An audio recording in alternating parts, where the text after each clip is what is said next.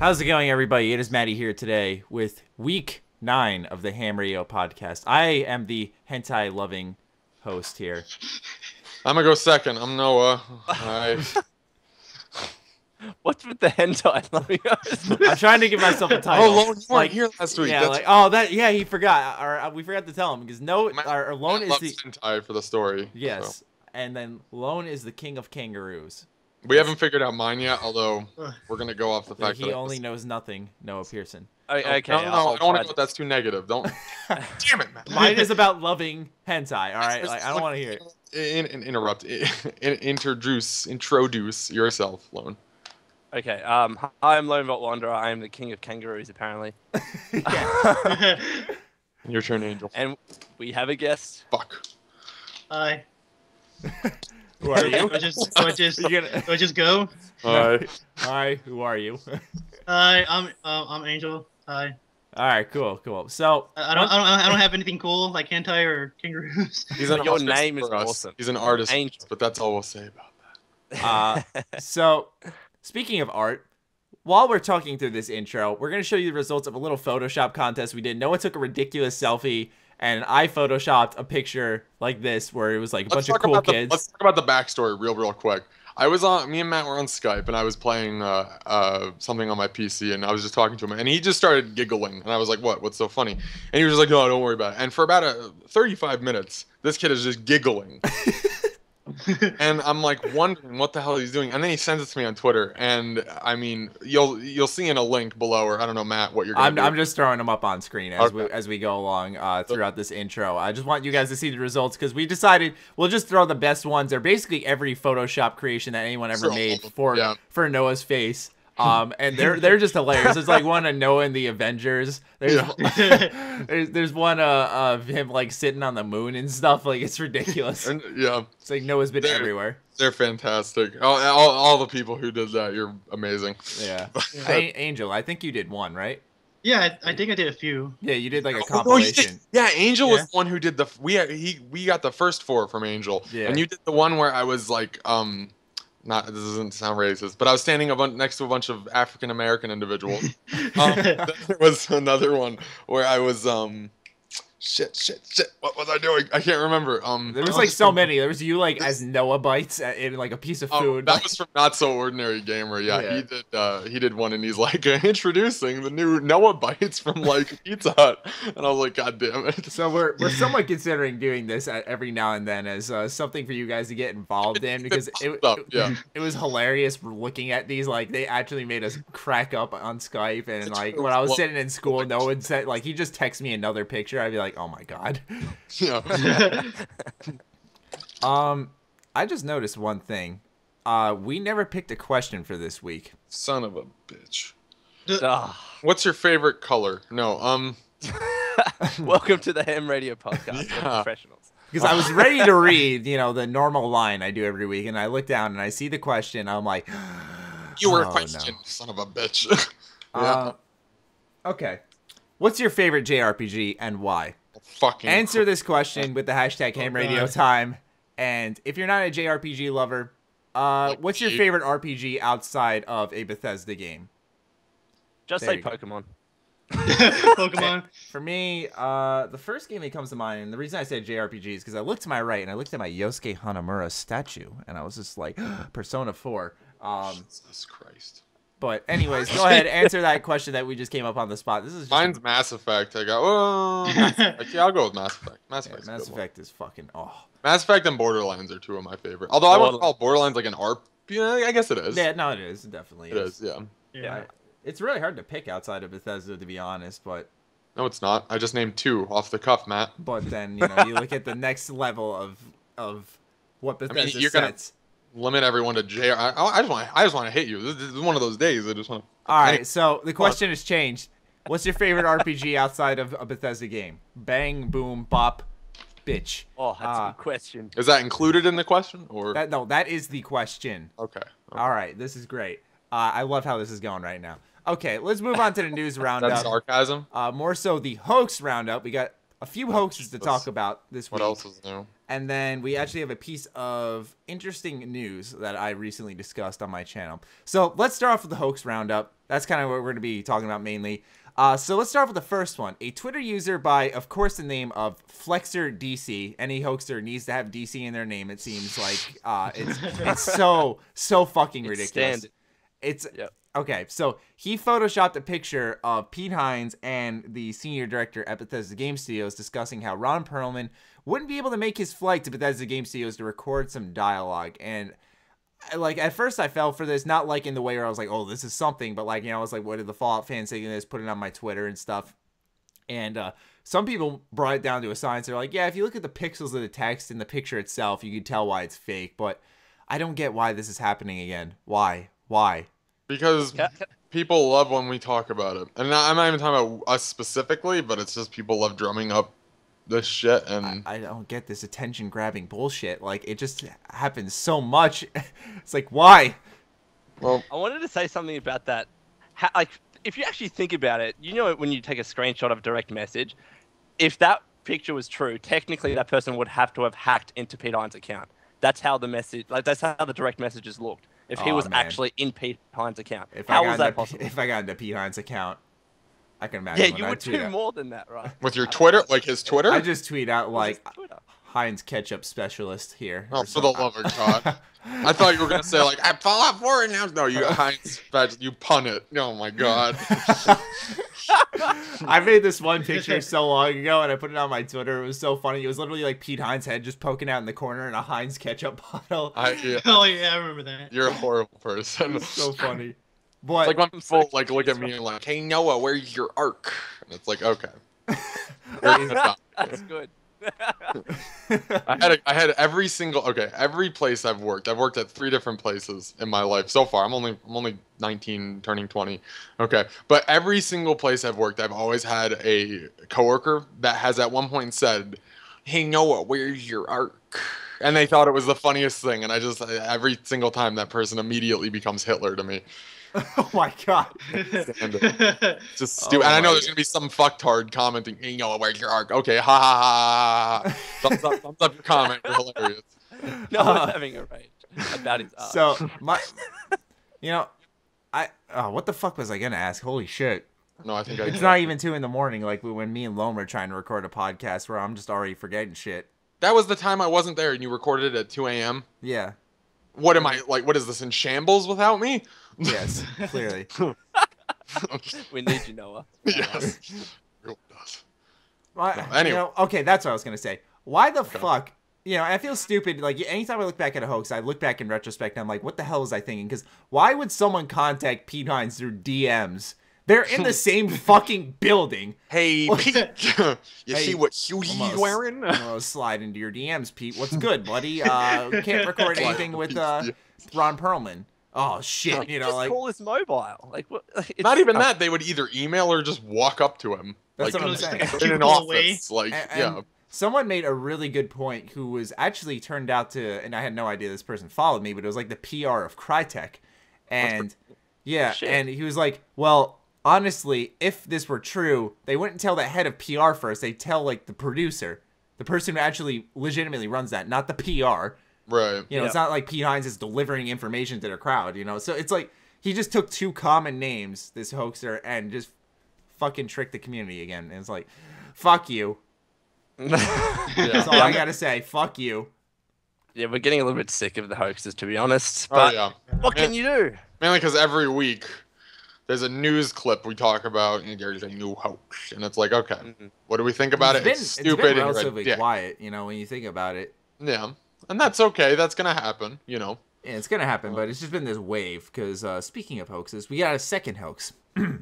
Someone once again used the power of Twitter to grab the Fallout community's attention. The user forged a Reddit post to make it look like he took a screenshot of a post from a year ago and had all these, quote, leaks from a PR.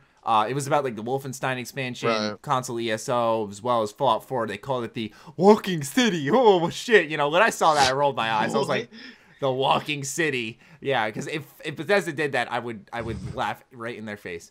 Anyways, This one was debunked almost immediately. I didn't notice it. I'm not like a frequenter on Reddit, so I didn't notice these little things. But on the right side of the screen is like a date when the post was made. And it said like whenever the person sent it to me, it was on that day. And this guy had certain things on the screen blacked out so he could, quote, block out personal information. But he didn't block out this date like an idiot. And what's even more funny is that he went to the length of changing the clock and date on his computer. So, oh my god. Yeah, so he took these extra steps to the point where I saw it and like I was like, oh wow, the person, because like it wasn't called Wolfenstein Expansion, it was called like a Castle Wolfenstein Project or something like that. It was like an interesting name that actually sounded like a code name, right? You know, and it was somewhat believable. I was looking at it, I was like, you know what, this could have been a leak beforehand and kind of hinted at something actually happening in the future. It could have been true, but then someone said, wait a second, this post was made today. Look right here. I was just like, holy shit. How do you go to all that length and forget that one easy part? If you put shit on Reddit, you should know that. The creator, well, shit. I just don't get the appeal for creating things like this. Like you get to see the community go crazy, haha, and then your 15 seconds of quote unquote fame is over. You know what I mean? What's even more funny is that being called out on it, he proceeded to defend himself. I don't remember exactly what he said, but he was trying himself. Yeah, like saying like, "Oh no, that's not what it is." You know, like he just started throwing shit into the fan or whatever the hell he goes. And shit hit the fan. And he started like throwing this crap out here, and like it got worse and worse for him. He's like, "Oh well, you know, I'm just blocking out personal information and shit." You know, it was just like he lost himself basically. Like he had us in his grip, and he let it slip. Do you guys really think I'd lie on the internet? Like, Jesus. No, nobody lies on the internet. Exactly. It's proven no one lies on the internet. Especially in this goddamn community. Yeah. Anyways, how about a little less hoax, a little more exciting information. This could be considered more evidence that Fallout 4 may run on the Creation Engine. A viewer sent me on my Facebook fan page some photos, and if you want to give this a whirl because you don't believe him or me, you can go ahead and do so by typing in help in the console commands for Skyrim. And if you use the arrow keys to scroll through, you can view the game's console commands. And various commands popped up referring to Fallout such as VATS, the Pip-Boy, a radio tuner, etc. Now, this isn't the first we've seen of Fallout in the Creation Engine because months ago, it was discovered that there were models of like the baseball bat and the Chinese officer sword from Fallout 3 or maybe New Vegas. In the Creation Engine? Yes. And these were just... Now, what I've heard is that these are just leftover resources since it's an updated version of the Game Brio engine. Now, even though they're there, I understand kind of to a degree if they're just leftover, whatever, they are there. But when I think about it, it's like, if you're not going to be using the engine for Fallout, then wouldn't you just get rid of them all? Okay. I'm gonna jump on this real quick. Okay. I almost said as a game developer, that's funny.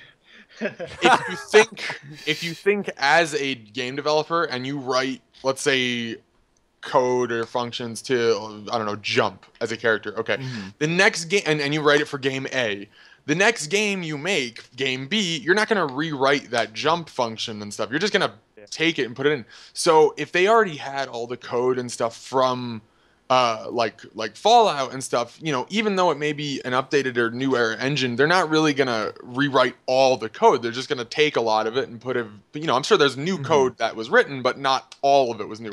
So the recycling of different stuff in the console commands of VATS and Pip-Boy and stuff like that, it's not that surprising. I'm sure that's code that, you know, residual code that was left over that didn't really affect anything. So it would have taken more time to get it out than it would have to, you know, just leave it there if it's not doing anything bad. You know, that's not an uncommon thing for developers to reuse that kind of stuff. See, now that makes sense. That's what I've been reading a lot in some of my comments and on Twitter. That makes a ton of sense. But what I don't get is the models. Yeah, why are they there? You know, I don't know if anyone here knows anything about the files in a video game itself, but it was in the .bsa archive. Does that ring any bells to anyone here? Bethesda Studios archive, is that what that stands for? I don't know. I mean, that's a good guess. That's a healthy guess there, but I don't know if that was anything specific, like a modding folder or something. I wanted to make sure, you know, that's obviously not the data folder, but that's where the models for the baseball bat and the Chinese officer sword were found. Now, you know, you see those there. It's like I said, like, why are they still there? It's, you know, the code makes sense. You don't want to rewrite the code, but if you're modeling something, wouldn't you want to I guess, remodel it so that you can use the power of whatever new systems you're using. I have a theory here. All right. Maybe when they found out about these models or whatever, it got to the stage where perhaps if you would delete them or remove them, it could unexpectedly affect something else in the game, and maybe they didn't want to risk that. I don't know. Like, it could have been tied to something. That's totally possible. It's just very specific and very unfortunate for the Fallout community, you know? Yeah. Angel, what do you think? I hear you giggling and stuff, but... I don't know. I'm not that deep into game development, but like, what do you think they would put it in just to reskin it for like you said there was like a Chinese sword? Do you think they would like reskin it for like a sword in the game? Like, it'd be easy for them. That's and possible. To do that or something. Yeah. Because like, since I use Photoshop, entirely true. Yeah. Yeah, because since I use Photoshop a lot, I have like a separate folder which is like different items to use. So I was like, I don't want to use it. I'll just stick this here and then color it in. Yeah. That's a good point, actually. Really, you know, there could be a file somewhere that just takes those because what it could be using is it could be using the meshes, not necessarily even the textures and stuff. Yeah, just the meshes of those models, and just doing, you know, they basically written their own mods. Obviously, they wouldn't call them mods to just change those items and, you know, turn it into this. Now, again, I haven't personally gone through the files. I don't know what they look like and stuff, but it's entirely possible that. Like, I actually heard that the base ball is actually the base for the dragons. I'm just bullshitting. It's not true. Damn. I thought you were serious. I was like, what? Yeah. I was gonna say that's one of those crazy fucking stories. You know, because like I said, apparently it's an updated version of the game Brile engine, so it would make sense for them to reuse meshes. The code, Noah explained that perfectly. That totally makes sense now. But you know, the mesh thing that does. Okay, you know what? I was trying to give you credit, but I take it back now. Fuck you. But I bet I got you salty. I bet I got you really salty. I was already salty. Yeah, but the mesh thing, that does make sense too, because you know, you think like the only thing I can think of where they could use like I guess the mesh or the model of the baseball bat is if they enlarge it and kind of use it for the Giants club. You know what I'm talking about? Like how those Giants walk around those big clubs. That's the only thing I could think of for that being used for. Well, again, the meshes can be morphed into things that you wouldn't even realize they would look like, you know. So and I could take Fallout's laser rifle and mesh it into grass. No, but you. Like, I are a game developer. I'm gonna kill you. I'm gonna eat a pretzel M&M now. You were ready to explain it, just go off, and then you're like, you know what, I'm gonna eat this fucking pretzel M&M instead. No, because I'm gonna be wrong about something. I'm gonna get yelled at.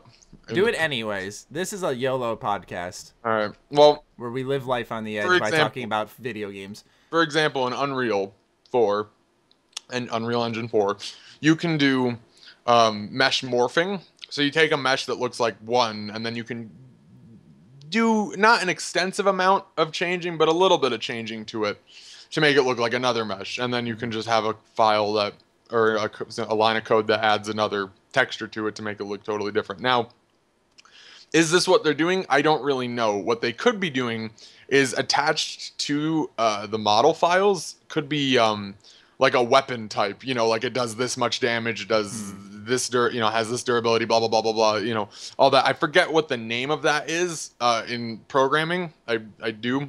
It's not a batch file. It's like, I don't remember exactly what it's called.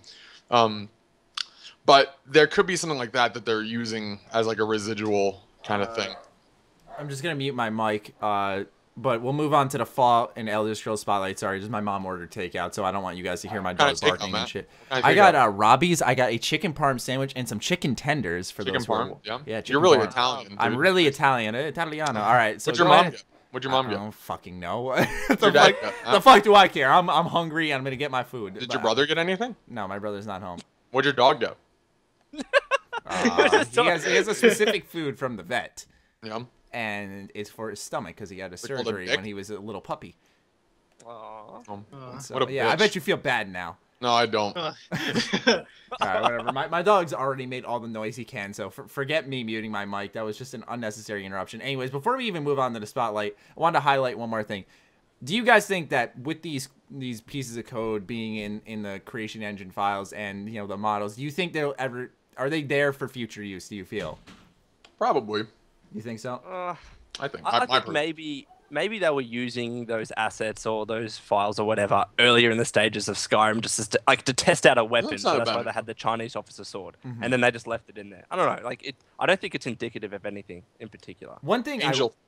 Yeah, Angel, go first. I just thought of something afterwards that I'll talk about. I don't know. Maybe they were like thinking about putting this. I don't know. I was gonna say maybe they were thinking about using the creation for the next Fallout, and they were like putting this stuff and like, oh, let's see what this looks like in Skyrim, and they're like, never mind, let's use a whole new engine or something. That's always possible. What I was thinking though is there is a developer room. I forgot what, I think it's like QOQ or something to get in the developer room in Skyrim. I can't remember what it is. But when you get there, it has every item in the game there. Oh, I know what you're talking about. Yeah. So, or I think it's like Smoke QOQ or something like that. I forgot. Doesn't it also like disable achievements the second you get there? Yes. Yeah. And I feel like if the models of these weapons are in there, wouldn't the weapons themselves actually be in this room too? Which I've never seen before. I've gone in the room and I don't recall seeing a baseball bat or a Chinese officer sword. Well, if they made the room.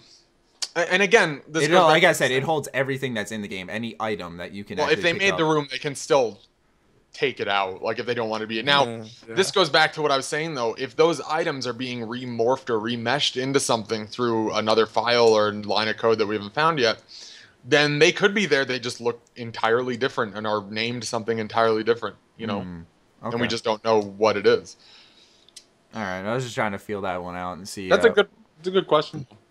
Can I just say why a baseball bat and a Chinese sword? What was it? Yeah, the officer sword. Did anyone ever use that in Fallout? I did not. I'll be honest. I sold an officer sword, but I never used it. I used the baseball bat right in the beginning to save the durability on my pistol, and then I get out into the wasteland and I use the pistol. I bet you were. It's also to save ammo, because like in the beginning of Fallout, like my aim was just atrocious, and then like I was wasting all this ammo. And then, you get out there. Trying to shoot rad roaches with them. Like, rad roaches, you could never fucking get them with a 10mm pistol. It's so hard for some That's reason. why I always use the bat, because, you just hit them, and then you kill any security guard you bump into in the vault. You take their ammo, and by the time you're out of the vault, you got like 100-something bullets and a few pistols to repair with.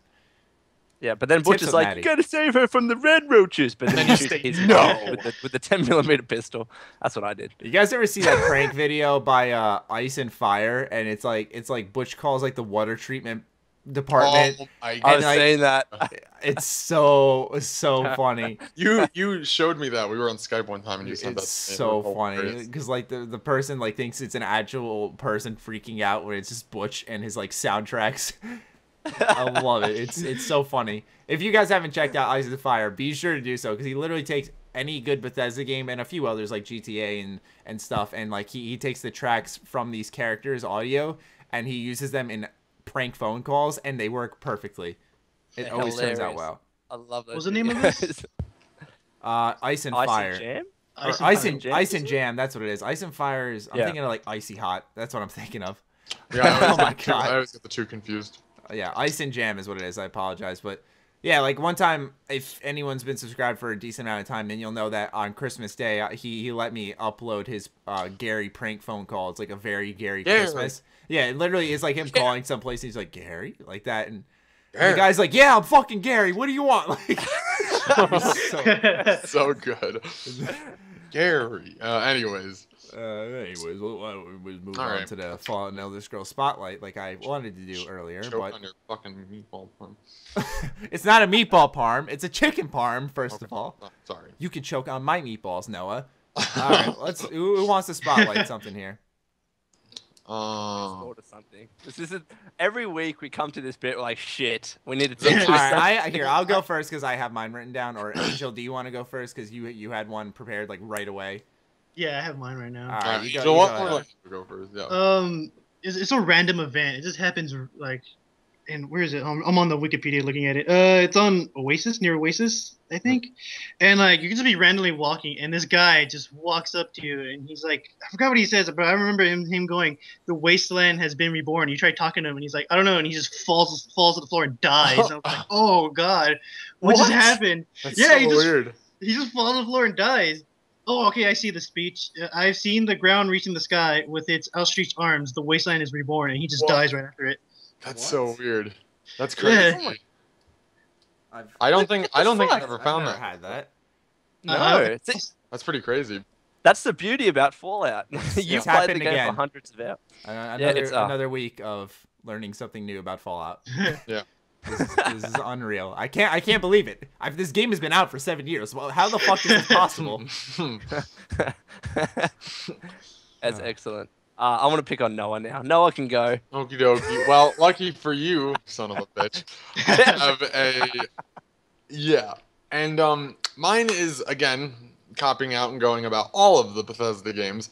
And it's the ability to play the games at your own pace. Because a lot of games these days, you know, they give you 1,000 tips and, you know, they're like 6 hours long or 8 hours long. And, you know, you spend $60 to play them and you beat them. And that's pretty much all you touch of the game. And with Bethesda games, you can run through the game and beat it if you want to and do it wrong. Or you can, you know, just go crazy and explore everything. And that concept is just fantastic to me.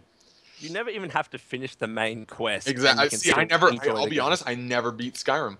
I put That's not a bad thing, though. shit ton of hours into it on Xbox, not on PC. But I played most of it on Xbox. I beat it for the achievement, but like the main story really wasn't that good. Yeah. It wasn't. The only good storyline in Skyrim's entirety was the Thieves Guild and the Dark Brotherhood. Dark Brotherhood was the best, hands down. I liked what was the mage school called? I can't remember. Oh god, I always forget because it's not called like the Mages Guild. It's not called that. Well, it's not the guild. It's a school. But I can't remember the name of it. But it was that was cool. Yo. Do you know what it's called? No, do you know what it's called? This wizardry school. Or Angel. I know. It was in a snowy part of the map. I think College of Winterfell. College of Winterfell. Yes. There we go. Winterfell is, I think, something from Game of Thrones. Winterhold, yeah. Winterfell is where the wall is in Game of Thrones. Oh, there's my garage. Who the fuck is doing this every goddamn day? Who's just pulling up? Of course, it's my dad. Just of course, it's my Of course, it's my dad. Just in there. Oh, Matt, you win the podcast. Yeah, better of open course. the garage. Like, I don't know how this happens. Like he was in Albany today. What the fuck? He's just sitting on. He's gonna walk in your room. Hey, bud, what are you doing? God damn it, Dad. I don't get it, but no, you bring up a good point that playing at your own pace in Bethesda's games is a very special thing about them because, like you said, you can do whatever the hell you want whenever you want, and that's a freedom that not many games really have. Yeah, exactly. Your turn, shithead. Actually, I do have something. All right, so this is the first time I was ever introduced to Fallout 3. It wasn't when I purchased the game. My friend had the game, and he showed me the box art, the cover art. And I was like, oh, fuck, this is sick. Do we get to play as this badass character on the front? And he's like, yeah, he popped in the game, and then he's just like in the early stages in Megaton with no armor or anything. And I was like, this is fucking shit. I want to be this badass power fucking armor wielding guy. Yeah. So I didn't play the game because I thought it was stupid for like a year after that. And then I read all the reviews, etc. And then I thought, all right, fucking, I'll get into it. And then I actually liked the game. And I think it was just funny how I judged the game so harshly based on that first, minute or two that I saw it. Mm-hmm. And then you actually put the time and effort into it, and you find something that you like. So I thought that was a bit interesting. Mm-hmm. I had a similar thing. I hated Fallout 3 when I first bought it. I don't know why. I don't even remember why, but I borrowed my friend's copy, and I didn't like it so much that I traded it in. So I stole his game, and I traded it You're in. a dick. No, because you know what? No, it was Jaron Monahan, so I'm not a dick. Well, Matt, okay. You now have to go in and edit the podcast. No, I don't have to edit shit. Yes.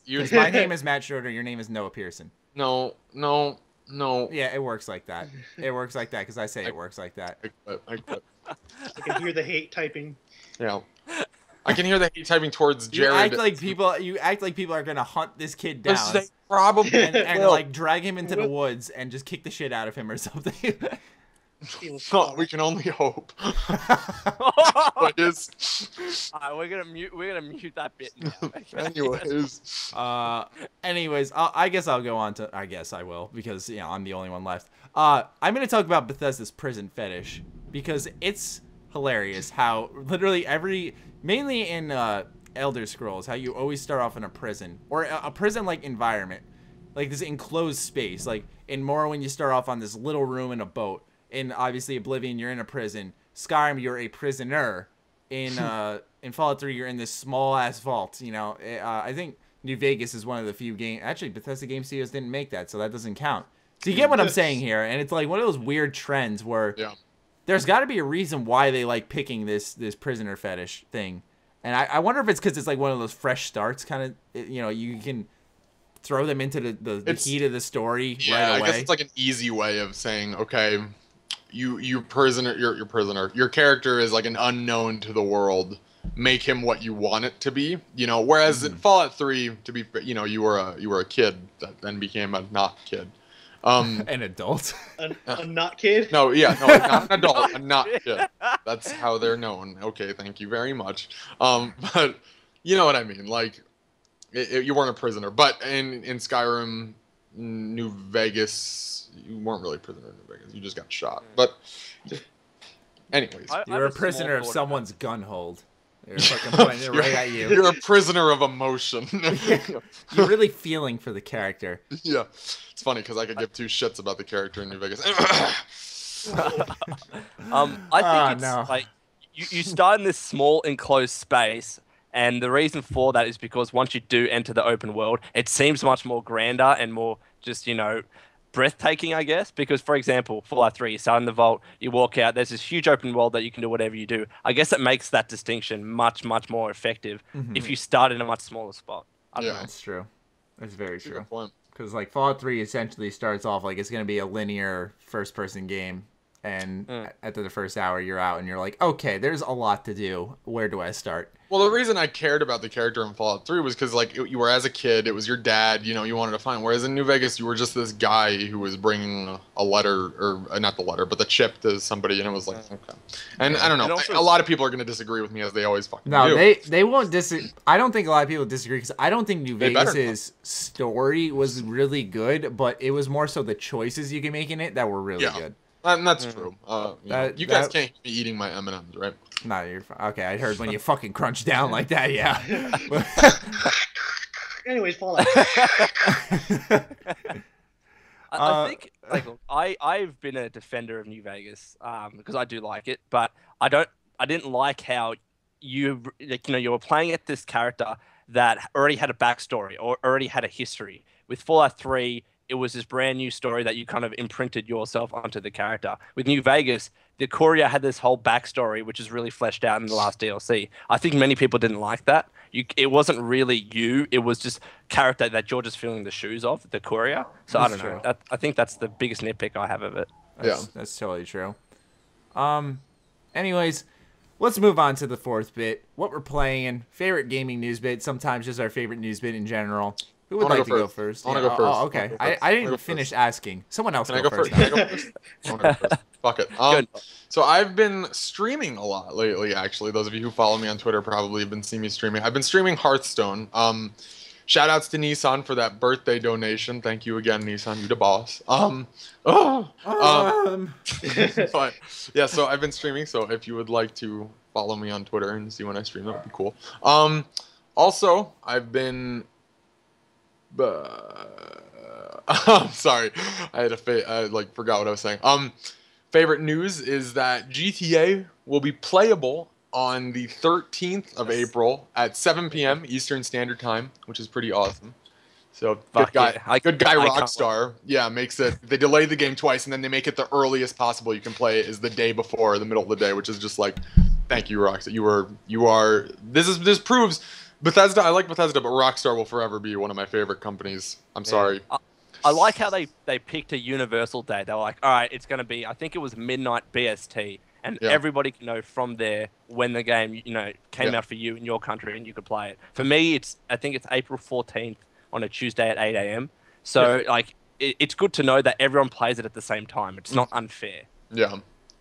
So that's my favorite. I'm particularly really excited for GTA because I feel like that's going to be finally the game that I can stream a lot, bring in a decent amount of viewers, but also the game that I can play with viewers, like subscribers, all that stuff. Because, that's a game that I think anyone who has a decent rig will have because it's going to be such a thriving online game. It's going to be the definitive way to play it. A lot of previewers have been saying that. So I'm really excited for it personally. So many games coming out on that. Well, actually, not so many. A lot of top games coming out because you got GTA and then you got Mortal Kombat X. It's like, I want to buy that too. Fuck. I have no money. I'm excited for the mods for GTA. I am too. Those oh god. Cool. Apparently there are mods out already. Somebody fucking messaged me. It's like, oh, I've seen the first mod. Here's the website. I'm like, are you kidding? The game's not even out yet. Spider-Man. Yeah. Matty's excited now. He's gonna play a Spider-Man. Yeah, and then get yelled at for using. You're disrespecting the lore of GTA. Oh my god. Oh my god. People don't actually do that, do they? Oh, they do. Oh no, I meant disrespect the lore of GTA. Oh no, just I meant for Bethesda. Like when I'm wearing my Spider-Man costume because it's the only piece of like not destroyed armor my character has. Right. You know, in my videos, they'll be like, what the fuck? I mean, I don't get the comment anymore ever since I made the video about it. But before that, it was like, oh my god, this is so not lore friendly. Please take that disgusting armor off. I'm like, hey asshole, it's a video game. Suck it. That's awesome. Okay. Well, whoever wants to go up next. Oh, that's awesome. I can go. So we were talking about this before. YouTube now is rolling out this new I guess, way of generating revenue. Instead of, watching videos for free and then you have to watch ads and sit through them unless you have ad block. You can actually pay a monthly subscription and you don't have to watch any ads ever, even on the mobile. So it's like Twitch's subscription. Exactly. And I think that's another good way to go about things. I hope it doesn't completely replace the whole, free aspect of YouTube. I hope there's like that dual model. But I think it could be cool for those that, might use ad block and shouldn't necessarily do that, but still want to support their favorite, YouTubers and whatnot. So I think it's a cool thing. I don't know what you guys think about it. I think a lot of creators are unnecessarily getting nervous about it because of their paychecks when it's not going to really affect us that much when it comes to, I don't want to get into the whole money aspect of YouTube, but that's what everyone thinks right away. They're like, oh, no more ads. That means that YouTubers can't generate revenue and stuff. And it's like, well, first of all, I don't see many people using this. YouTube is already free, and if they want to compete with Twitch, because YouTube's planning on rolling out this new streaming service to compete with Twitch and like take them over. If you follow that business model that Twitch has, where it's like you can totally use Twitch for free and enjoy everything just like anyone else does. But if you want to pay that extra money, get rid of the ads and stuff and support the creator, that works too.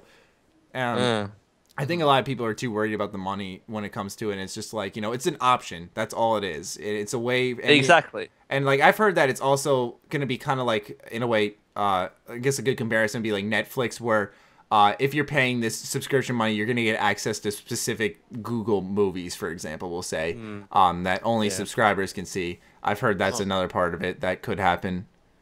Yeah, I just think it's interesting how it's going to work out. I mean, this one person is paying a particular fee every month. How is that going to be distributed against to the people and YouTubers that person watches? I don't know how they're going to work that out, because the way it is now, I will go onto several YouTubers, watch their videos and watch an ad.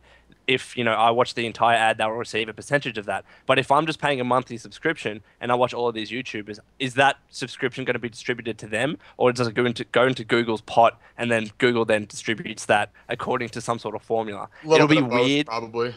Yeah, I just don't know how it's going to work out. But whether people get paid more or less in the end, I guess it's, we have to wait and see.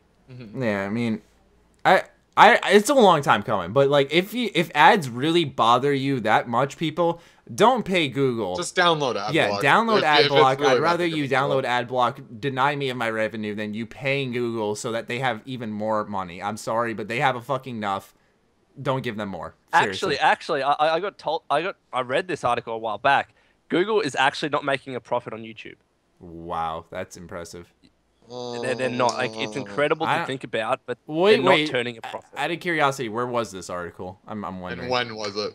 It was a while back. I think it was on several sites like Wired, which is pretty legitimate. But I can't remember. If I can find the link, I will. But it actually does make sense to me because, advertisers might not be willing to pay a certain amount. They might not think that the ads are effective because either people skip them or just don't click on the sites. So they're paying less and less, or less advertisers are going to YouTube. But apparently they're not actually making money. And this is the entire reason why they're introducing this new service. Right. Interesting. I didn't know that. I find that very surprising. Yeah, as long as it's choice-based and I can still just watch my favorite YouTubers without having to pay. Like if I have to pay to watch them, then that's BS. But if I can choose to, like, similar to how it is on Twitch, if I can choose to subscribe and deal with it, then okay, it's not a big deal. You know, I don't mind having that sort of format. Yeah, that's why. Not to interrupt you, Lone, but that's why I see a lot of people, like, I've seen an increased trend in not people doing full-time YouTube, but full-time streaming.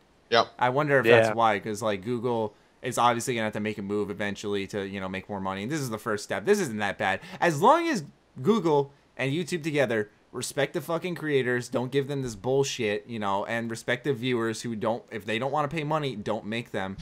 They're fine, you know, make it an option. Don't take away too many services. It's not like, I'm not going to try to undermine it, because YouTube is, you can upload whatever the hell you want. Well, but as long as to an extent, but yeah. I'm saying, like, you know, don't take away, like, all these features and stuff. And there's really not much on YouTube that they can make you pay for. Like what can they make you pay for? Like, how much hours you can upload in a week or something like that. That's the only thing I could honestly think of, and that's only to a small portion of YouTubers. You know, most people come on YouTube to view. Exactly. Well, what they can do is they can do pretty much exactly what Twitch does. I mean, Twitch has the emoticons and the support kind of theory. You know, you subscribe to someone on Twitch because you want to support them and you know, have fun in chat. So I guess if maybe they added, I'm not saying they're going to, but if they added something like that to, like, comments and YouTube, that would be actually a really awesome thing and stuff like that. That's very possible. And again, I think as long as it all boils down to a support system rather than a mandatory system, then I'd be fine with it. Yeah, I think they'll definitely pilot that. Yeah, because like this. Oh, sorry, you go, Angel. I was gonna say, if this goes through, is it required? Like, if I have a YouTube, am I required to, like, make this a subscription service? Like, am I supposed to? Yeah, that's what we don't know. No. Yeah, I don't think you don't. I have to imagine pay. So. You don't have to. I would imagine it's actually probably harder to get a prescription process if you're new to YouTube. You know, I'd say probably it's just like Twitch. Like Twitch, like I stream, but I don't have a subscriber button. But Matt, you do, and you have a, you know. So obviously you have more followers and stuff, and you get more people watching when you stream, and that's why, you know. So I think it really depends on how much traffic you get and stuff like that before they'll add the ability to do like a subscription. I think if YouTube wants to get people on this new ad service, personally, I really feel like if they did what Twitch did, where when you subscribe, you know, it's $5 every month for a subscription, $2.50 goes to Twitch, $2.50 goes to the creator. That's that's how it worked for YouTube. Fine, perfectly fine. You know, that's how it should be. Well, yeah, I know that they do have channels now. They have channels now where you can actually pay to view the videos. Can't you? Well, yeah. Yes. Well, they have it kind of where, like, if you want to rent a movie and stuff, you pay. So I mean, they have that kind of thing. But I think that's. I was gonna say I think that's through like Amazon, but I could be totally wrong on that. But looks. In the end, so long as they give all of us the options, if there's multiple options, you can't really complain. So long as in each way they're making some sort of profit, then they'll be happy. We'll be happy that we get to choose, and, you know, it'll be a hunky-dory. So, I don't know. Yeah. We've gotten off track a little bit, so why don't we... That was a good discussion. It was a good discussion, but I don't want a 4-hour-long podcast. So. I guess I'll go next, because I've been really excited to talk about this. First of all, your boy did it. He platinumed Bloodborne. Your boy did it. I fucking did everything in Bloodborne. Like, everything. I did everything. Can I say that one more time? Everything in probably the hardest game in a very long time. Thank you very fucking much.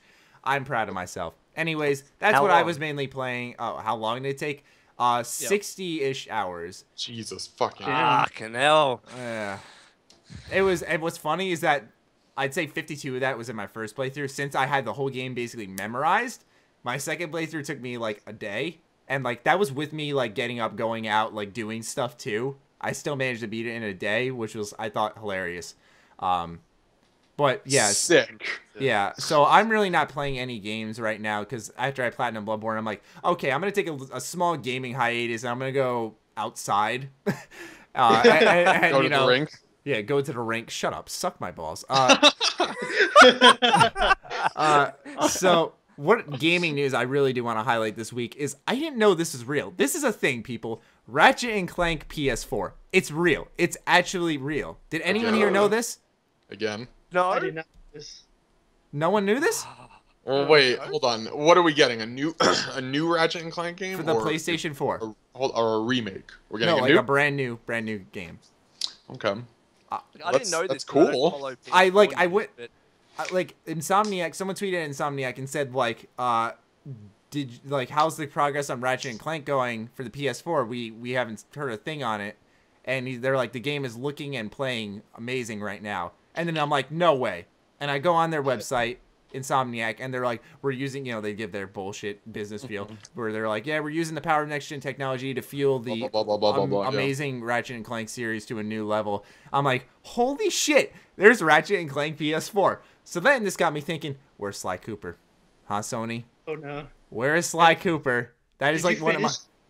Did you finish? Was it the fourth one? Yeah, Thieves in Time. Oh hell yeah! Oh god, that cliffhanger though. No spoilers. No spoilers. I'm not gonna say. No, don't worry. I'm not gonna say anything. I haven't beaten it yet because I don't own that console. How old's that game though? Like 3 years, 2 years? Well, 2013, middle of 2013, May 2013, I want to say. 2 years. Dude, the day that game came out, like I almost cried when Thieves in Time came out. I was like, it's been so long since Sly Cooper. Here it is. And like I just remember holding the game in my car just before I even had to drive home, just staring at it for a few minutes. I'm like, this is it. This is it. My childhood has evolved, and it was a good fucking game. And then a semi-truck T-boned you. But he lived. Anyways, it's Angel's turn now. Angel's turn, yes. Okay, your name is awesome. Can I just say that? Angel. Is that your like born given name? Like yes. That's what? That name. Oh shit! I thought this was like a handle or something. I am Angel. And that's like my first name. I have two names, like I have Angel and Christian. Angel Christian. Nice. Yes, I was born with that. That's pretty dope. Cool. Yeah. It's weird. I was about to pronounce it Angel because that's I know what I was like thinking. Yeah. Angel. That's Angel. Like Angel. Angel. But all right, continue with what you were saying. Okay. I've been like really getting into Dragon Age right now. Dragon Age Inquisition. Oh yeah. How do you like it? How do I like it? I really like it. Like at first the combat bothered me a lot, but then like I literally played it for 3 hours without fighting anyone. I was like, the story's grabbing me. It's really pulling me in.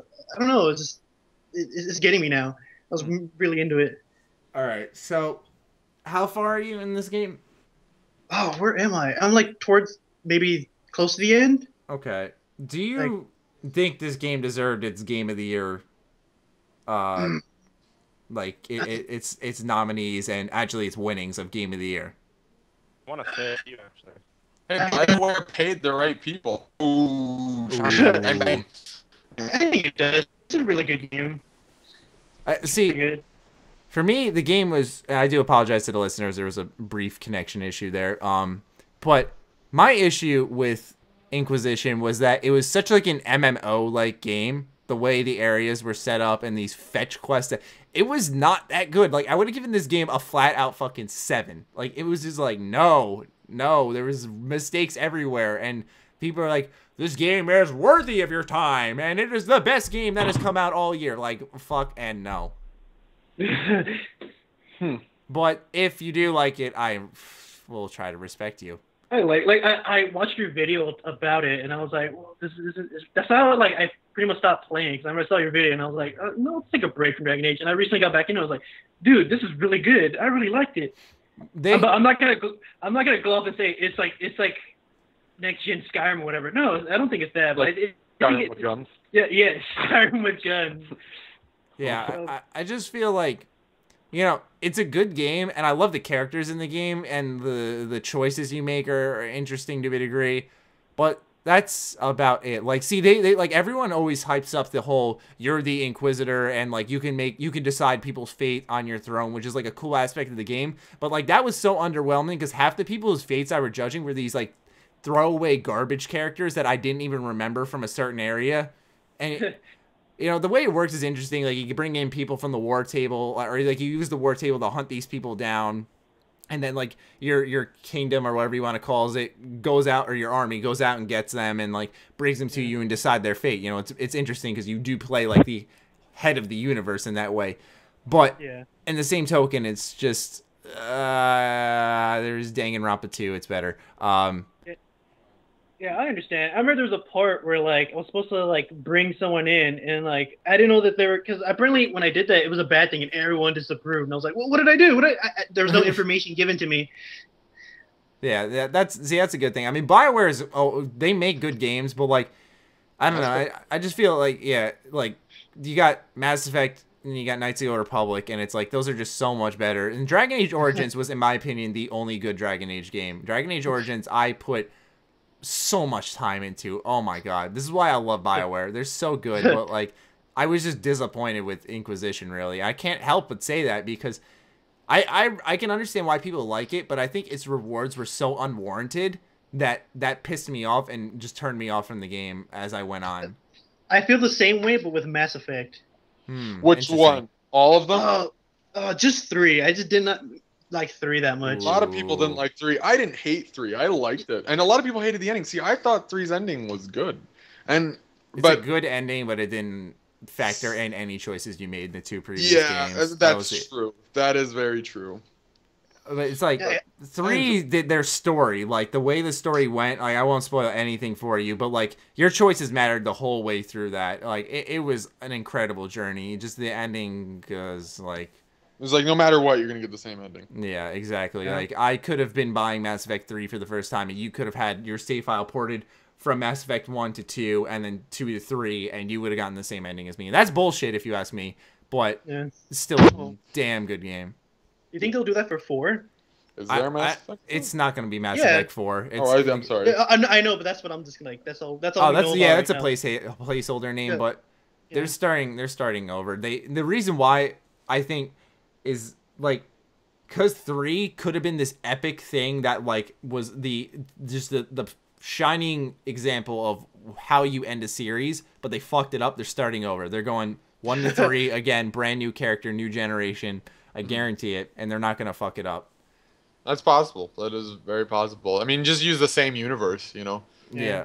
I'm interested in what they're gonna do because like Commander Shepard is just infamous, or famous, I should say, rather. You know, like I love his voice, and there's Fem Shep, obviously. Like there's all that terminology. Okay. Yeah, like there's all that terminology, that voice and everything. You know, you think to yourself like that's so good. Like how are they going to do that in the new Mass Effect games? Well, very easily they hire a voice actor.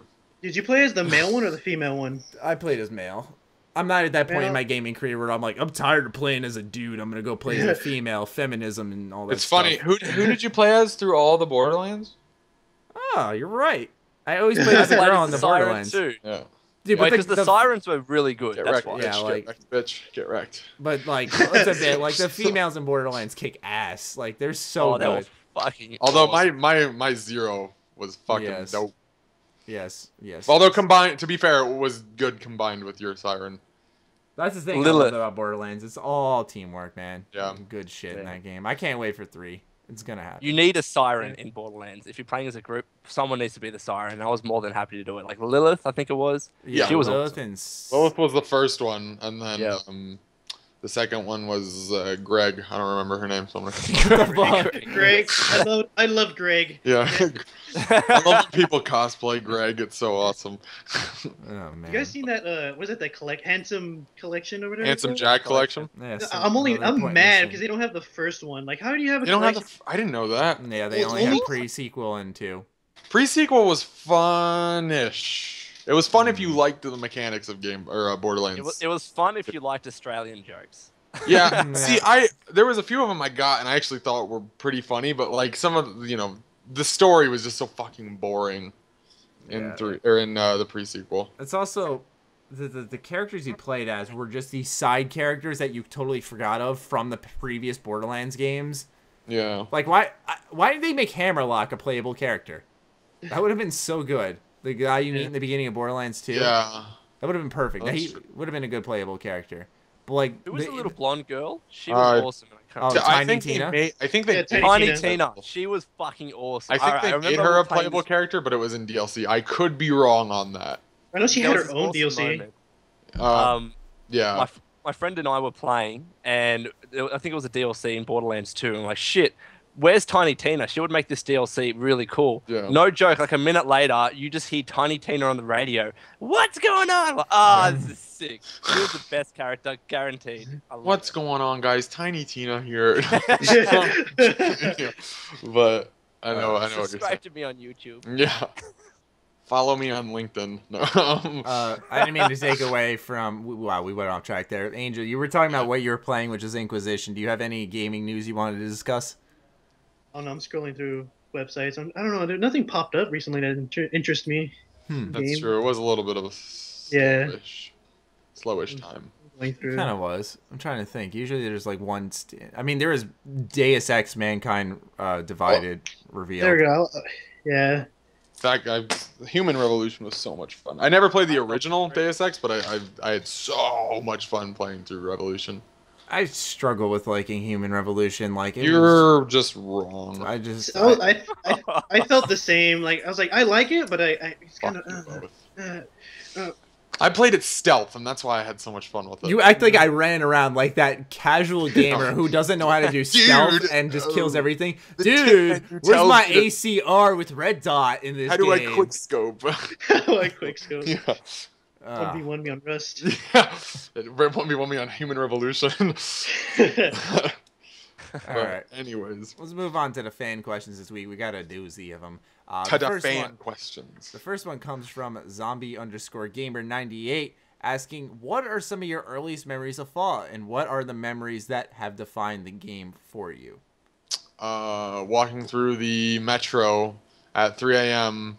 with the dark metro in Fallout 3, hearing ghouls go and having the shit scared out of me. No, you've used this before. Give me a new one. But it's not. Think of a new one, Noah. It's not. God damn. What, did you not play Fallout? Yeah.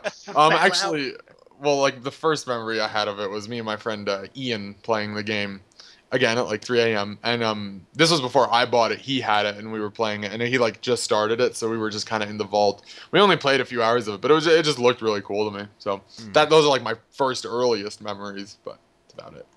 And what memories have defined that game for you then, Noah? Oh, for the love of Matt, I just said the quiz. Like, no, what defined it for you? You remember watching your friend play it? Was that the definitive moment where you were like, "This is a great game"? Yeah. Yeah. Just watching your friend play on the couch, and you were sitting there like playing with yourself, probably or something. Yeah. Because you were probably in 8th grade, so your home runs were like all off the walls and shit. My home runs. Your home runs. Your home run. It's gone. It's out of here. Noah Pearson with the home run. Yeah, dude. Oh man, for me. One of my favorite earliest memories was, I think the first area I always stumble upon, aside from Megaton, is the Super Duper Mart. And that place. I love that place. I don't know what it is about it, but just anytime I get in that place, it kind of just, I get this like feeling of nostalgia just evoked because of this area. I think it's because of the way you can tackle this area. It's one of the more open areas in Fallout 3 that you can like run, obviously guns blazing, or you can kind of take cover behind like cash registers and like pick these raiders walking along the top of these store shelves and stuff. I feel like it kind of brought the universe to life in a way where you see like everything's gone in this store. Like it's a literal empty grocery store, and you think to yourself like, damn, like people were here, took all the food they could, and ran out. As for a memory that defined the game for me, I guess definitive moments don't happen where I think to myself, wow, this is what makes this game great, but or at least for me personally. But I think it's you're gonna get me shit on it. But no, I didn't finish. I think it's for me when I look at my playtime and I'm like, wow, I put that much time in this game. I clearly like it a lot. You know, that's where it really hits me personally. 2 out of 10, not definitive enough of a memory. IGN. Too much water. Yeah. I think I've already talked about this before. You know, first memories was watching my friend play, and then I eventually picked up the game. But definitive moment was when I got all the achievements. It's one of those things like, you know, you can do it with a game like Call of Duty. You can do it with a game like, I don't know, Assassin's Creed 2. Those games didn't really take that long to get all the achievements. But Fallout 3, because it took so long, once you finally got that last achievement pop up, it was just this feeling of pure satisfaction. And that's when you knew, wow, you know, you really like this game because you dedicated so much time to it. That was a great summer. That was a great summer. Yeah. Jesus. Yeah, I mean, nostalgia. I can relate with Bloodborne recently, so I feels. That's Saint Them Angel. feels. I called Angel. Alan again. Rest What in was the peace, question Noah. again? What are some of your earliest memories of Fallout, and what memories have defined that game for you? My first memory of it was I remember like my brother's friend came over. He goes, guys, you should play this game, and we just started playing it all day. And I was like, oh, I gotta get this game. So I just ran to the store and got it like a week later. It was my fondest memory of it. And what defined the game was probably like Megaton, because like when you first start, you just come out of the vault, and I was like, oh look, there's this random town. There's so much to do, and I'm like, there's nothing else to do. So you had adventure, and you're like, oh, there's more than just this tiny little town, this little game. There's like a huge, like, open world. Yeah. I think my favorite quest from Megaton is, I can't remember her name. I think it was Lucy or something, but she's like, you need to go to Arafu and check on my family or some shit. Yeah. And that was the first quest where you had to travel a long distance. And I like how Megaton had those quests. Oh, fuck that quest. I remember I didn't do that quest for a while. Yeah, same. I also, one of my favorite early memories was when you had to do like Colin Moriarty that favor, and like you just go to this random house in the middle of Springvale. You're like, wow, someone actually lives here, you know, because like everything else is destroyed, and there's this one house that's this tiny little house that's fine. You find out she's like a drug addict. That's where you make like one of your first karma-based decisions, where you know you can just fucking kill her right there, or you can steal her money, or you. He's my favorite character, Colin Moriarty. He's fucking awesome. I love him. That was a really good. That was a good accent. Thank you. Is that sarcasm, Noah? I think I detected a hint. I don't know. I'll let you guys decide if it was, but. Anyways, thoughts in the comments. Yeah. Next question comes from Basement Gamer. He asks, "What will consoles limit the potential of PC Fallout 4? Should there be PC only content?" No. I have a strong opinion about this. Yes, it will limit Fallout. Obviously, it's on console. It's there. Literally, the hardware's outdated already. Yeah. So the resolution, sad face. This is true. The qualities of the meshes won't be that good. But in terms of PC only content, no, that's kind of silly. I think if anything happens, you'll have DLC come to PC and Xbox early, and then delayed on PlayStation. But other than that, no.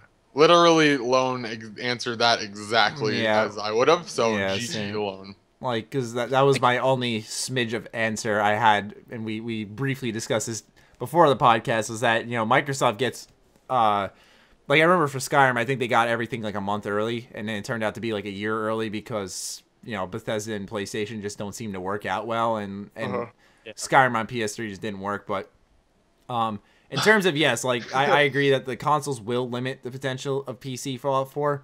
But in respect of PC-only content, I don't see Bethesda ever doing that because mods are technically PC-only content that only PC players can access on Fallout. So I see that being the only PC content. I don't think Bethesda is one of those companies that will only bring DLC, like kind of like Destiny did, where they're like, you can only get this DLC on PlayStation 4, and then you can buy it like 2 years later on Xbox Destiny. One. Yeah, piece of shit game. I agree. Oh my God. I hate that game so much. I really do. We can't get into it. No, yes we can, because anytime I think about that game, I get mad. Because it's so fucking annoying how much hype was built on the game. Oh my God. I know. Same way. And all that money too. Yeah, all that money. Oh, it's one of the most expensive games. It's more expensive than GTA 5. Where the fuck do you go wrong with that much money? You have Activision. Wait, was that a quote? Is that true? That is true. Yeah, it's like the most expensive game ever. I don't think it was ever made, but it was like. No, I'm pretty sure it was the most expensive game ever made. I quit. Yeah, like it was just so boring and bland and nothing to do. Like, fuck's sake, such a shit game. Sorry, $500 million fucking bucks. $500 million. What are you doing wrong? On just marketing. On just marketing. $500 million. Like, what the fuck? That's ridiculous. And like everything that was in the preview trailers wasn't in the game, and it's just like, what the fuck? You literally, it turns out they like scrapped the whole game and tried to rebuild it in a year. Like, that's so stupid. Just go with that's what you have. probably why it's terrible, because they rebuilt it in a year. Yeah, I know, but why would you fucking stop it there? Oh, we got this change in vision. Just fucking cancel the game and be like, all right, sorry, you know, we wasted. They already spent a stupid amount of mony on fucking marketing and lanyards that you can wear on your keys. And then they have the balls like, here's DLC. You should buy it. Yeah, and they're like, yeah, that'll fill in more of the story. It's like, it was like a 2-hour story that, oh my God. Wasn't the DLC on the disc? Yeah, it was. It was found on disc. That's ridiculous. Like Bungie used to be one of my more respected developers. They lost it all. Now they're Ubisoft. Because you know what? EA was EA. Then Ubisoft became the EA. Now Bungie is the Ubisoft, and Ubisoft is the EA. It makes perfect sense. Just don't think about it. No, but like I love it. You get in bed with Activision once, and this is what happens. Like clearly, there's something wrong with Activision because they fucking ruin everything. I hate Activision. If they ever email me asking like for me to collaborate with them, I'm going to respond, ha ha ha ha ha ha. Like, just hey, Matty, we're gonna pay you the big bucks. We got to play his new Call of Duty. Yeah. You want to come out to COD Championship 2015 and do some coverage? I'm gonna be like, some coverage. God, I'd rather tie my penis to a tree and hang off of it for 5 hours than that shit. Oh. You wear a GoPro when you do that? Moving on to the third question. Hollow_memory says, maybe you've heard this a few times. What do you guys think of Fallout Equestria, or have you heard about it? We have heard that a few times. You guys go nuts. I have no idea. I've heard it. Yeah, I've heard it a few times. We told Lone, because Lone's the only one here, I think, who, or maybe Angel knows about it too, but me, I know nothing about it. I've seen the name before. I heard Equestria, but I've never heard of this. Was it a mod? I never heard of this. Oh, okay. So Lone is the only one here who knows what it is. What is it, Lone? I know like really vaguely what it is. I believe there's a novel, Fallout Equestria, and essentially it's the Fallout world and the Brony world, if you want to call it, like amalgamated together. Wow. Okay. It's not my thing, but there you go. Hold on. Well, so basically it shouldn't exist is the point. Fallout Equestria. I'm not getting into it. Fallout Equestria resource. Okay, so they have their own website. I see a lot of My Little Ponies. Okay. My Little Pet This Boy. is a corner of the internet you never want to explore. There are the little pony drawings here. What in the fuck? Why is that a fill-in? I typed in Fallout and E and Equestria just pops up. It's really popular. Very popular, apparently. But for some look, reason. to each their own. Let me look at the forums. General pony discussions, general non-pony discussions. Oh, Jesus. Oh, there better be a Reddit on this. Let's move on, please. No, we are not moving. We cannot.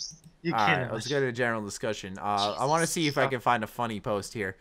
It's all a funny post. It really is. So how big is Equestria now?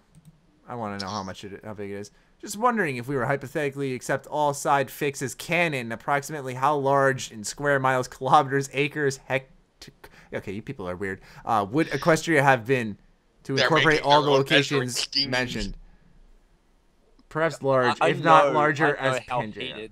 Things can get. Like I'm on Facebook in a couple of Fallout groups, and whenever there's an Equestria post, people just physically get angry, and I would too. Like this is like Fallout 4, all like in a whole nother corner of the internet. Like these are people like discussing where Fallout Equestria should take place. Like, are these side fics gonna be canon? Like this isn't gonna happen. That's not gonna look at this and think, all right, let's include My Little Pony. This is fucking weird. I'm just gonna say, Lone's gonna try to be the peacekeeper here. I'm gonna tell you guys straight up, that's fucking weird. No, never do this again. Never do this again. If there's any type of Elder Scrolls Equestria, don't let me know. Oh no. I gotta Google it now. Hold on. Oh no. Elder Scrolls Brony. My Little Skyrim, Adventures of a Brony and Elder Scrolls. Okay. I know there's mods of like My Little Pony and Skyrim. I find that hilarious, but when you make like a whole like roleplay thing, like what? Someone has a Brony in the Elder Scrolls wiki. I'll be right back. I have to use the bathroom real quick. Noah's got to take a deuce. All right, we'll move on. Oh, and Noah's gonna miss the one question that he was looking so forward to answering. Do we have another question we can ask first? Yeah, we'll do the fifth question first, and then we'll go back to the fourth one. Because it's a non-Fallout question, which is because Noah's not a true Fallout fan. He gets excited about those. Oh no! What's funny is he won't listen to this afterwards, so he will not know I just said that. This will be our timestamp. Anyways, at Little Miss Murder XO asks, do you think if Bethesda releases on all consoles that last gen will hold next gen back?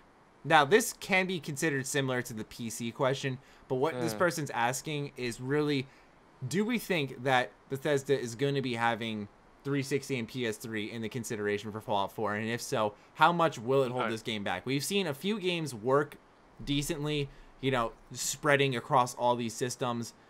Do we see Bethesda doing this? If so, will it work? So that's why I wanted to pick this question. I know it kind of runs along the lines of the same question Hollow Memory, or no, that was the Brony question, Basement Gamer asked.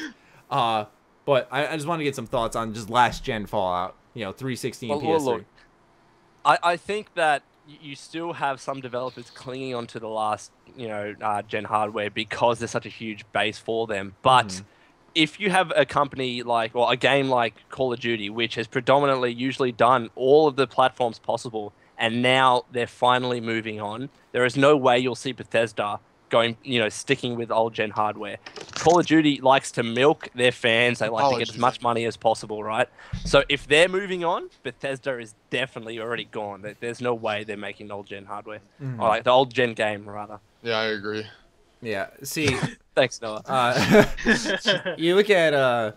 this is one interview with Todd Howard where he's saying that, some people are asking, why don't you go make... I mean, this question's already been answered, but I just wanted to get a little discussion going anyways. But he was asked, some people say, why don't you go back to old gen? There's so many more systems there, you can sell more. And he goes, well, we want to stay over here and make something new and fresh and big, better than we made last time. So we're going to stay over here, essentially staying over on the new gen, moving forward with that.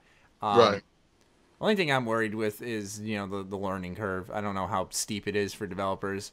Where a lot of developers, I think the reason they cling on the last gen is because they're still so used to that. Yeah. Well, I think there was a stage there where it was, in this weird transition phase where developers didn't know whether to move on completely or not, just completely disabandoned rather the old gen hardware. I think we're past that. I think, next gen is now. It's not next gen, it's current gen now. So let's forget about the 360 PS3. Right. Think about the biggest open world game on those consoles. Now imagine Skyrim. that optimized as much as you can. GTA 5. GTA 5. But still, now you compare that to even the Xbox One and PS4 versions and now PC. How shit would Fallout 4 be on 360 and PS3? Yeah, it's too ambitious for it to fit on the last gen systems, to put it simply. It wouldn't work. But unless Bethesda wants to hold their game back, which they won't. We know them as a developer and with their work as an example, they wouldn't. Skyrim's a good example of how big they can go on that system. Now you take the systems with more power, they're gonna make a game that's a lot bigger. They're probably literally jerking off to all the power that's in this system and how big their world is. Oh my god, it's double the size of Skyrim.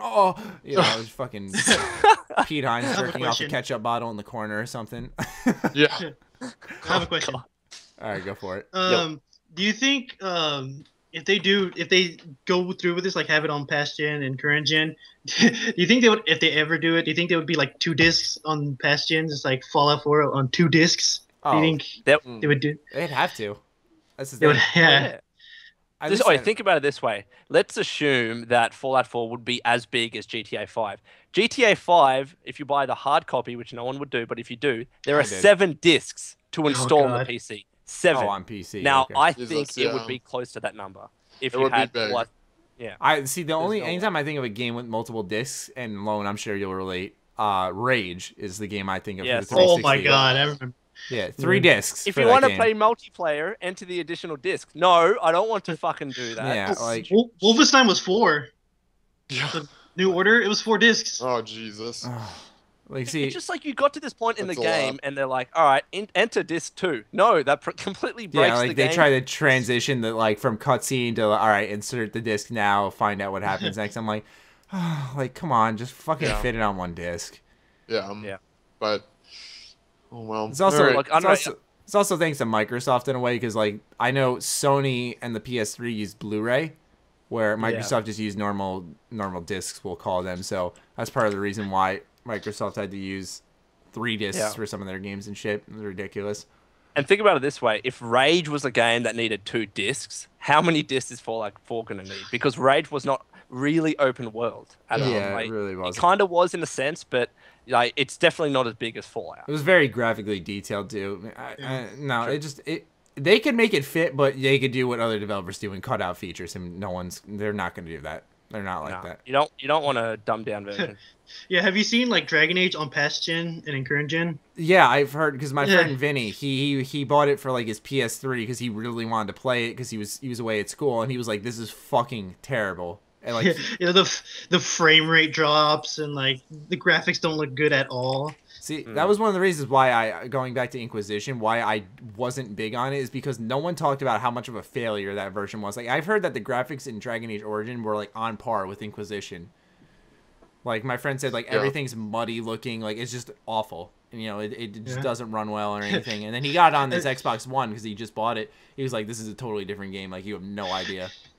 My favorite part is, like, when you first... You know in the beginning how there's a crowd of people clapping, like, on next gen? Or PC in Dragon Age. I watched my friend play it on a like 360, and like there's only like 4 people just standing out there clapping. I was like, this is hilarious. That's great. Exhibit A. Yeah. Yeah. So in answer to that question, Bethesda, if you hold it back on last gen consoles, I'm gonna burn down your houses. Yeah. Let's move on to the final question. Noah, we held this question for you. So this is from @KavinSan. He asks, non-Fallout related question, what type of music do you guys listen to? Oh. Bands? Question mark. Well, I'm gonna go first. I like a lot of different stuff. It really depends on what mood I'm in, but one of my favorite bands. You're such a deep teenager, Noah. It depends on what mood you're in. I hate you more than anything. Oh my god. I'm gonna sit in my bed and vibe out to some fucking Panic at the Disco and I don't mind Panic at the Disco. I like Panic at the Blink Disco. I hate Blink that band 182 name. is I'm gonna hit you. Blink 182 is my go-to, though. A lot of the time, I don't know. There's a lot of stuff I like electric music. I like rock. You know, it kind of spreads everywhere. So that's how I kind of am. For me, it depends where I am more so, not what I'm feeling. Like if I'm at the gym, you know, I'm gonna be listening to I'm gonna be listening to rap, or I'm gonna be listening to dubstep. Like I'm gonna be listening to something that has a upbeat rhythm that kind of keeps me going. You know, where I can be the whitest person ever. But if I'm in my car, or for some reason if I'm at home listening to music, which I never do, but if I am, like, I'm listening to, I guess, really anything else. I don't like country at all. I like Passion Pit a lot. I love Passion Pit awesome. so much. They're like one band that I don't get tired of ever. So I'd have to say that type of music is like that indie pop sort of type of music, I guess you could call it. I really like a lot. But really anything kind of appeals to me except country. Agreed. But whenever I'm home, I'm listening to video game soundtracks if I'm listening to music. You know, that's because, like, you listen to games like Hotline Miami 2, etc. You know, Bloodborne's another game with a great soundtrack. The Souls games in general, like there's so many games. DMC Devil May Cry. I mean, like, there's so many good game soundtracks. That's what I like to listen to if I ever want to be deep and do my homework. You know, something like that. Yeah. What about you, Lon? I remember for a while I was studying and I would listen to Minecraft music. That shit is so relaxing. It is. It's really relaxing. It is. But for me, I don't know. I'm a bit of a weird one. I don't really listen to bands at all. I listen to, like Matty, I listen to rap and also R&B as well. So Okay. yeah, it's a bit different. What kind of music do you listen to? Is there any Australian specific raps that we're not aware of So, over here in the US? Australian gangster rap. Let me give you a lesson in Australian rap. It is shit. Do not listen to it, please. Like, if you think the Australian accent is funny, listen to somebody rapping in an Australian accent. It's to me, it's terrible, and I would not wish it upon my worst enemy. Honestly, I hate it. Jesus. That's great. I was just wondering because, like, there's this one, like, small little video that went around Twitter at one point. It was like a guy from, I want to say, like, Japan rapping, and it was like a serious music video and stuff, and it was like hilarious to look at because it was actually sounded good, but like he was like, arigato, like, you know, like in this like rhythm. I was it's just weird because you're not used to that kind of music or that kind of, I don't know, accent, I guess, Right. or language. But trust me, like, if you guys really want to even listen to it, search Hilltop Hoods. That's you know, a rap group. I don't know. It's just don't do it. Just don't. Yeah. Angel, what about you? Hold on. Well, don't play it. Okay. Don't play it. I don't. Yeah, I was gonna say I don't want to get. I'm not gonna play it. copyright strike. I'm just gonna look it up for myself afterwards. Hilltop what? For research. Hilltop Woods. They come up right away, dude. Okay, cool. I'm gonna listen to them after this. So Angel, what do you got? I listen to anything, but I prefer rock. Nice. Yeah, and I've been really listening to. Have you guys ever heard of a band called The Devil Wears Prada? I have. Yes. Christian metal. Oh my god. Devil Wears Prada. I'm a little ashamed to admit this, but they are. I like the movie. Decent. I like Pierce the Veil. Pierce the Veil. I don't know. I've never heard them. I've heard of them, but I've never liked their song.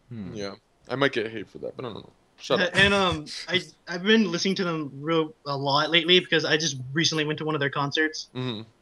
Yeah, it's really cool. Pretty dope. I'm not a big concert fan. You're not? No, I went to one when I was a kid, and it was just like the worst experience. Like it was my dad, because I was with my dad, and my dad was like all into it. I'm like, it was like one of these shitty bands too. I was like, who the fuck are these people? The music sounded totally different from what it sounded like on the radio. I was like, okay, this is awful. Yeah. People really need help. Yeah, some bands live sound really, really different, and then I get kind of turned off at that. I'm like, that's why I don't look up live performances. If it sounds good on the radio, it's all right. Fine, whatever. I love live performances. Like acoustic covers of certain songs sound amazing if the person is good at what they do, and they can sound fantastic. But I know what you mean, live, especially if the acoustics in the room of the venue at a live performance aren't good, it can sound really weird. But yeah, so I think that's all we got, though. Yeah, that's all 5 fan questions. Thank you for your questions. You can submit them using the hashtag H.A.M Radio Time. While you're tweeting at us, you can send the answer to your question, which is, what is your favorite RPG outside of a Bethesda game? Yeah. Your answer is awesome enough. You will be the 4th guest, like Angel. Angel, thank you so much for your time this evening. I don't know where you are in the U.S. Desert ass California. I'm gonna assume he's in the U.S. Yes, yeah. All right, cool. So thank you for your time, Angel. Noah, don't get away. Alone. Thank you. Be sure to keep sending in those Photoshop submissions, by the way. They're hilarious. Oh my god, they're amazing. Yeah. We'll see if anything comes up during the week. Naturally we'll do a Photoshop. Maybe Lone will take a selfie and post it online. Yeah. I'll be the first to do it. Yeah. Like last time. Angel will take it away. Jeez. Anyways, this has been week 9 of the H.A.M Radio Podcast. Take care of yourselves. We'll see you guys next week. Peace.